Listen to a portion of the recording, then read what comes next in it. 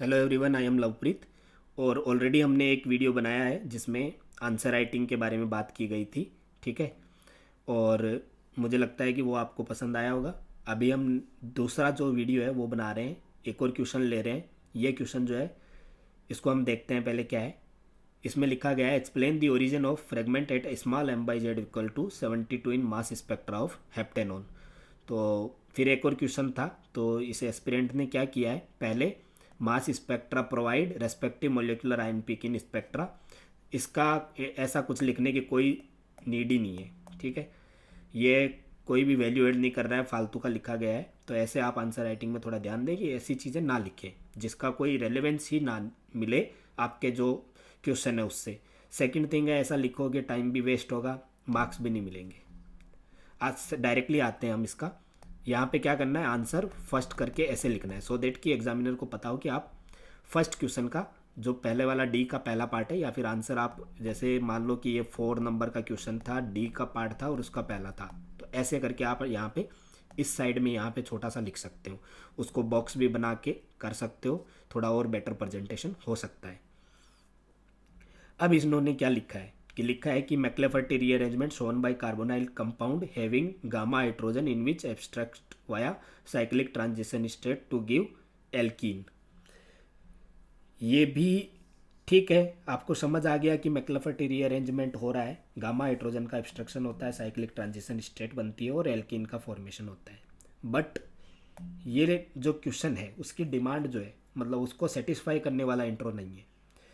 उसको सेटिस्फाई करने वाला इंट्रो आपका दो तरीके से लिखा जा सकता है। अगर मैं बताना चाहूँ तो और भी तरीके हो सकते हैं, लेकिन दो प्राइमरी जो होते हैं उनको मैं बता देता हूँ। पहला, आप क्वेश्चन की लैंग्वेज को पिकअप करो और वहीं से अपना आंसर स्टार्ट करो। यहाँ से लिखना स्टार्ट करो, the origin of fragment at small m by z equal to 72। अब जिसको पता होगा कि मैक्लेफर्टी रीअरेंजमेंट में जो पीक आती है वो इवन नंबर पे आती है। ठीक है। तो जैसे ही आपने आपका आंसर यहाँ तक आया, the origin of fragment at small m by z equal to 72, यहाँ पे 72 के ब्रैकेट में लिखो इवन नंबर, सो दैट कि एग्जामिनर को पता रहे कि आपको मैक्लेफर्टी रीअरेंजमेंट के बारे में पता है कि उसकी जो पीक आती है, प्रोमिनेंट पीक, स्ट्रॉन्ग पीक जो आती है वो इवन नंबर पे आती है।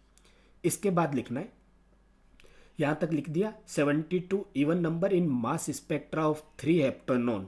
ठीक। यहाँ तक लिखने के बाद लिखना है due to 3 heptanone due to McLafferty rearrangement.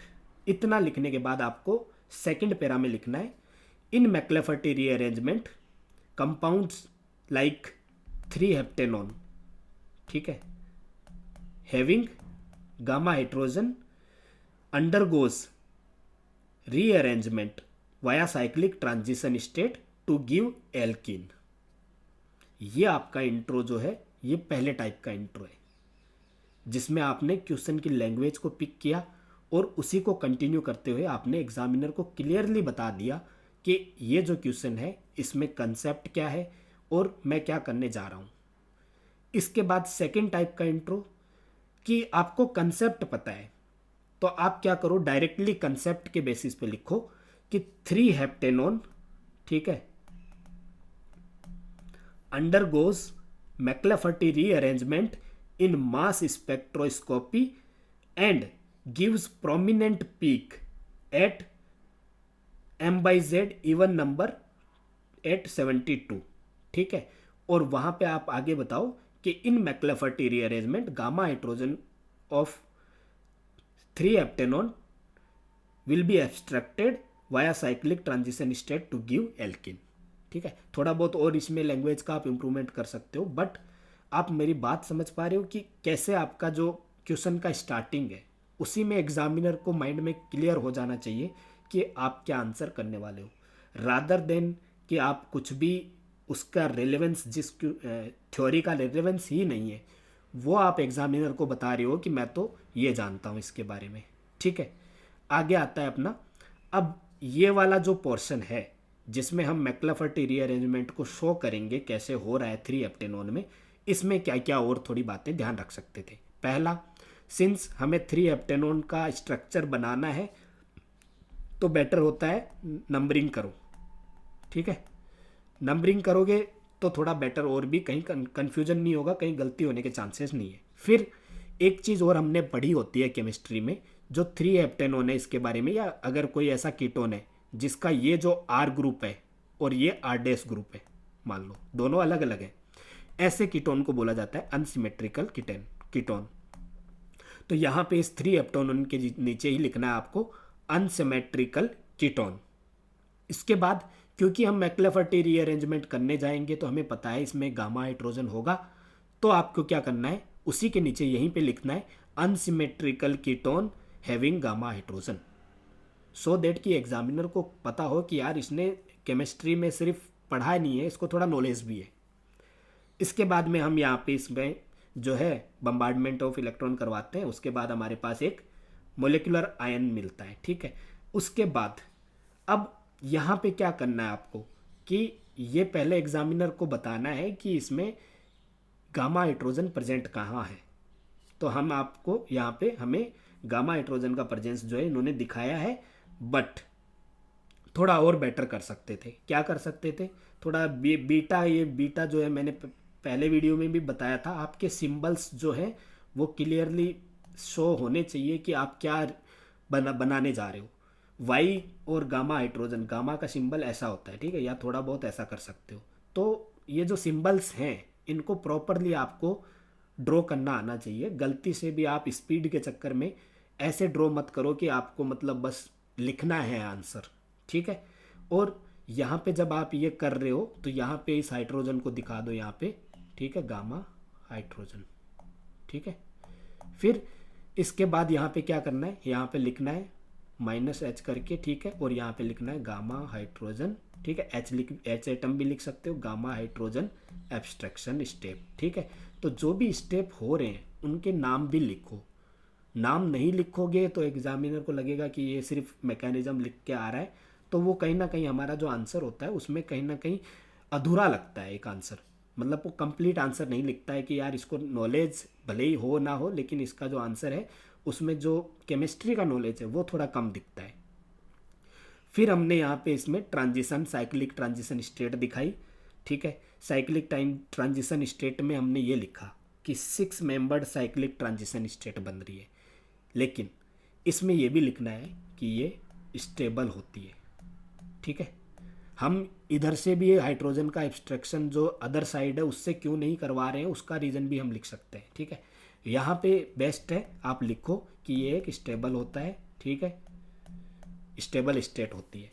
इसके बाद में इन्होंने क्या किया है, जो भी प्रोडक्ट बना, एल्कीन बनी, तो यहाँ पे एल्कीन लिखना है, ठीक है, एल्कीन लिखनी है। प्रोपीन अगर आपको पता है, ठीक है, तो प्रोपीन लिख दो इसको, नहीं तो आपको जो एल्कीन के बारे में पता है नॉर्मल एल्कीन भी लिख सकते हो। इसके बाद इन्होंने टोटोमेरिज्म दिखाया। टोटोमेरिज्म में एक चीज़ याद रखो कि टोटोमेरिज्म का जो सिंबल होता है वो थोड़ा प्रॉपर बनाओ, ठीक है, दिखना चाहिए। और ये जो बॉक्स आपने किया है इसमें टोटोमेरिज्म का साइन भी बॉक्स के अंदर चला गया है, तो ये थोड़ी ध्यान रखने वाली चीज़ें हैं कि ऐसे नहीं करना है। फिर आपने टोटोमेरिज्म दिखाया, लेकिन आपने टोटोमेरिज्म एक सिंगल वर्ड लिख दिया, आपको स्पेसिफाई करना है कीटो इनोल टोटोमेरिज्म, ठीक है, क्योंकि आप केमिस्ट्री पढ़ रहे हैं तो स्पेसिफाई भी करो चीज़ों को कि आप क्या लिख रहे हैं। फिर आपका जो मोलिकुलर आयन आया, ठीक है, इसका आप M/Z कैलकुलेट करके दिखाओ, क्योंकि वो बोल रहे हैं कि 72 पे हमें एक प्रोमिनेंट पीक मिलती है, तो हम इसको सिर्फ स्ट्रक्चर दिखा के नहीं बताएंगे कि ये मेरा जो पीक है वो आ रहा है, इसको हम कैलकुलेट भी करना है कि M/Z जो है इसका 72 आ रहा है या नहीं आ रहा। अगर इसका 72 आ रहा है तो साइड में आपको लिखना है इवन नंबर, ठीक है। इतना लिखने के बाद आपका आंसर जो है वो कंप्लीट हो जाता है। इसके बाद इन्होंने कुछ कंक्लूजन मतलब फोर्सफुली लिखा है, हेयर रेस्पेक्टिव मोलिकुलर आयन जो भी है prominent ion in mass spectroscopy of 3 हेप्टेनोन, ठीक है। इसको लिखने की कोई भी नीड नहीं थी, आपने इतना एक्सप्लेन कर दिया। अगर आपका प्रेजेंटेशन अच्छा है, आपने जो स्टेप्स हैं वो ढंग से लिखे हैं, तो आपका जो आंसर है, जैसे ये 5 मार्क्स का क्वेश्चन था, आई वुड से कि 3.5 के अराउंड मिलने की 99% प्रोबेबिलिटी है, अगर आप ऐसा आंसर लिखते हो। अगर एग्जामिनर बहुत ही ज़्यादा स्ट्रिक्ट है तो वो आपको 3 नंबर दे देगा, इससे नीचे नहीं जाएगा। और अगर थोड़ा एग्जामिनर अच्छा है, उसने देखा कि यार बंदे ने अच्छे से लिखा है और एक्सप्लेन भी चीज़ों को अच्छे से किया है, तो वो आपको 4 नंबर तक भी दे सकता है, डिपेंडिंग ऑन कि उसका जो है मूड कैसा है और वो एग्जामिनर कैसा है। ठीक है, आई होप आपको ये भी जो वीडियो है वो पसंद आया होगा। इसी तरह से हम जो है बाकी वीडियो भी मैं लेके आऊँगा, और हम थोड़ा आंसर राइटिंग जो है वो सीखेंगे कि आंसर राइटिंग में जो प्रॉब्लम आती है लोगों को, क्योंकि हम क्या बीएससी एमएससी करके आते हैं या फिर जो भी क्या बोलते हैं बीटेक उटेक करके आते हैं, तो हमें थोड़ा वो आदत नहीं होती है चीज़ों को सही से लिखने की। तो वो हम सीखेंगे और आई होप कि इससे आपको बहुत ज़्यादा फ़ायदा होगा। Thank you very much.